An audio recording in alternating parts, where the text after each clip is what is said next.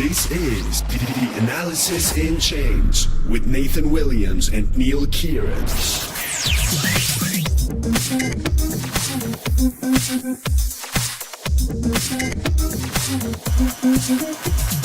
Hey everyone, welcome to Analysis in Chains. Nathan here, and the crypto is back. I'm bullish. Are you bullish, Neal? You feeling bullish today? I have a saddle on a bull right now, and I'm riding. Ride the mechanical bull. Yeah, I'm riding into the sunset right now. The good times are back again. We hit. How big was that spike just the other day? I was jumping in my seat. I was like, "Ooh boy!" I think it depends on the crypto you had. I think Ethereum went up like 25% at least in the last few days, and Bitcoin went up, I think, something like over $1,000, and may have settled back down again. It's hard to keep track because there's so many things were spiking, but it was a big jump. It was a big jump, and I think it really caught a lot of people off guard. Oh, absolutely. I mean, I didn't see anything in particular that triggered it. It almost feels like people were sort of waiting it out over a long period of time, and then a few people just said, okay, well, let's just jump in, and then everyone jumped in at once. Yeah, well, there's a few things at play and why it jumped so much. And I think the night before it jumped, I was looking at it, and I was looking at Bitcoin and other crypto, and I was thinking something's going to happen. Because before Bitcoin jumped, I know Bitcoin's the one that gets all of the attention. A lot of altcoins and Ethereum were really getting some momentum. And I thought it was so weird, like, why is Bitcoin not rising the same way Ethereum's rising and all these other ones that had ICOs in recent months? It just seemed to be a bit of a disconnect. And what was happening was that there were a lot of shorts on Bitcoin, which is really suppressing the price. So the thing is, every so often when things are going bad, people get all like put on the tinfoil hats and get all conspiracy theory. Oh, someone's manipulating the markets, la la la. Well, markets are extremely inefficient in crypto. We don't have the same amount of volume that you would have in a normal stock exchange. So people tend to, blame Spooky and all these other weird characters that people talk about on YouTube. It's really weird. But the thing is, a lot of people had a lot of bets that Bitcoin would go lower.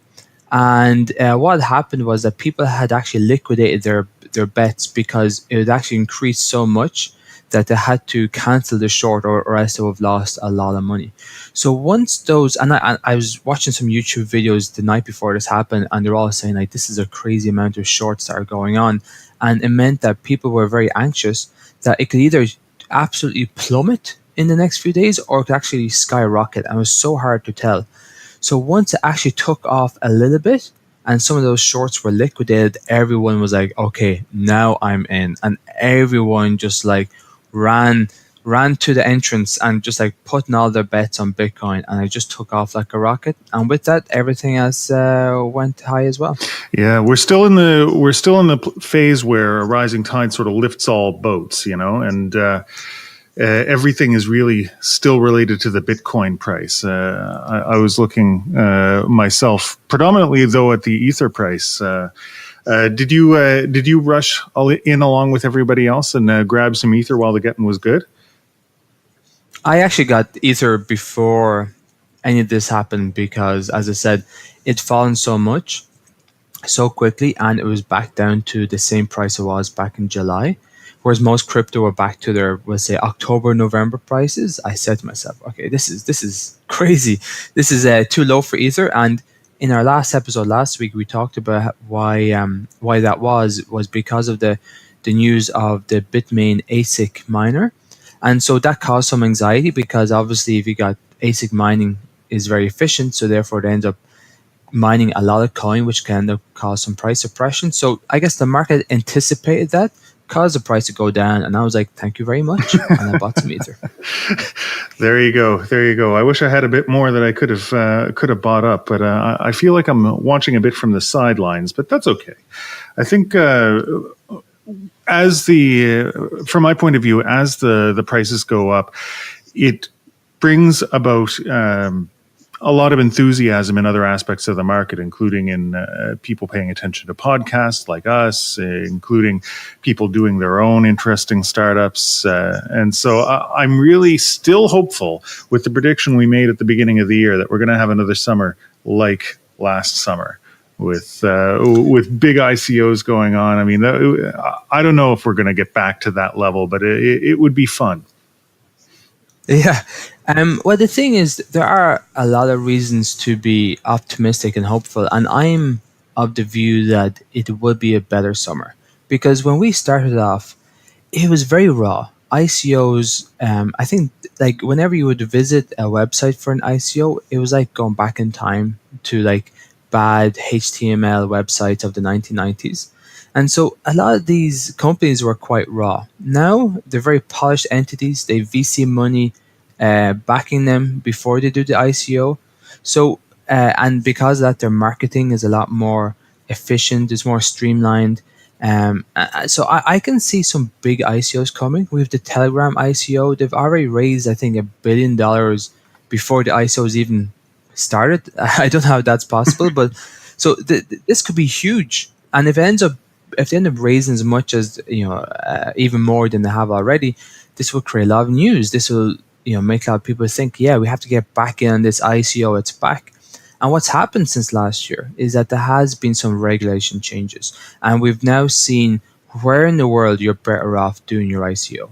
So I don't know if people have been following the news, but like one big thing that's happened recently is that Binance has moved from Japan to Malta. So Japan was very favorable towards crypto, but as an exchange and how they were operating, they needed to move to Malta. They want to start transacting in fiat currency. So they went to Malta to make that much easier.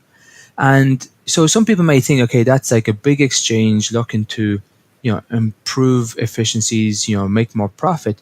But I'm following an ICO at the moment called the Abyss. And they've had a few hiccups in recent weeks.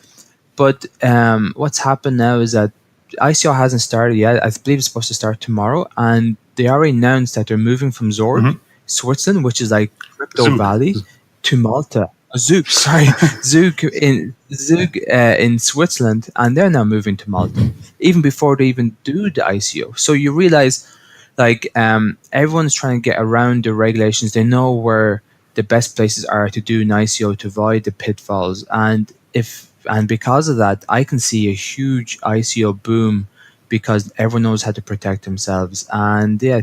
Things could get very interesting this summer. I really hope so. I mean, to be honest, it is tough if you've never done it before. Like, I'm going through the process now, as you know, of just trying to figure out all the stuff about the where to do an ICO, how to do it.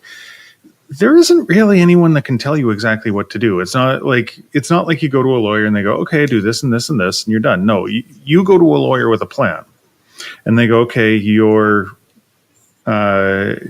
exposed in this way, or you should try doing this, or this is right, or this is more dangerous, but no one's going to give you a right answer. And it's such a sort of a new market that I think people are just sort of figuring it out. And I can understand the move from Zug to Malta. I mean, both places are bullish on ICOs and bullish on regulatory frameworks, but it's actually much harder now to do it in Switzerland because it's hard to get a bank account. It's hard. There's a long lineup of people. Banks don't want to open bank accounts for companies doing ICOs because they've had a glut.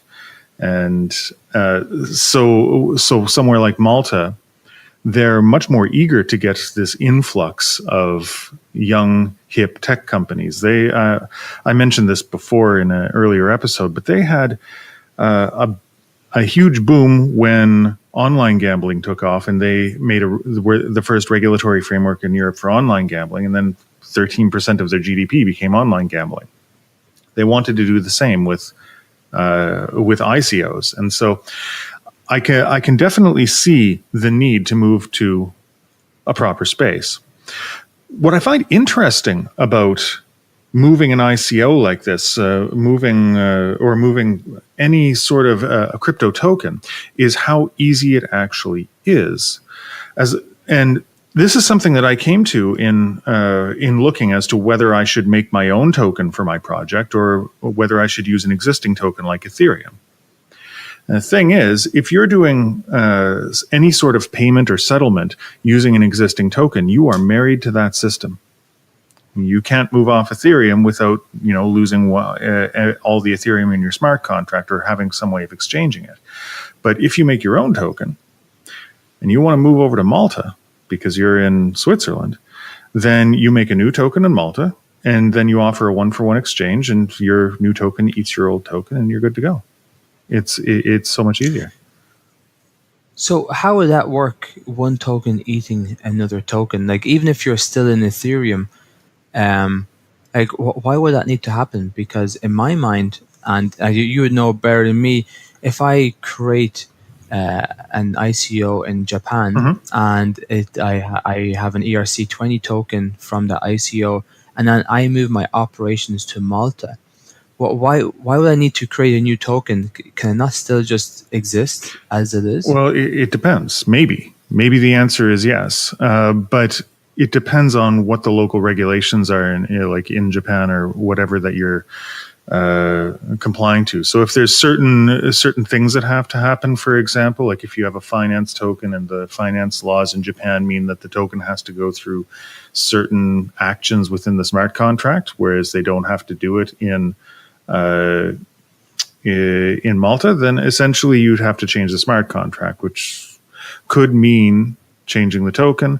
But what I'm thinking of specifically is if you're moving like a whole technology or a whole company over to Malta, then like you're not even married to the Ethereum platform. You can set up something on Stellar or something on whatever you want. And I think I'm rambling. Am I rambling? But I think you have. I do think you have an interesting point, because what I find so interesting about crypto is how regulation is chasing crypto, and in a way this is a good thing because there's a lot of ambiguity, and even with the tax season now, it's very messy, and you read all these articles about how to do the taxes, and there is no right way. Like if anything, you're better off doing a way that protects you in the future. And I feel like that's what people are trying to do with regulation as a crypto company, is second guess what governments are doing and trying to protect them.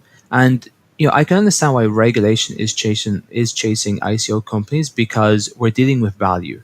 We're dealing with the transfer of value between country to country, between person to person, between application to application.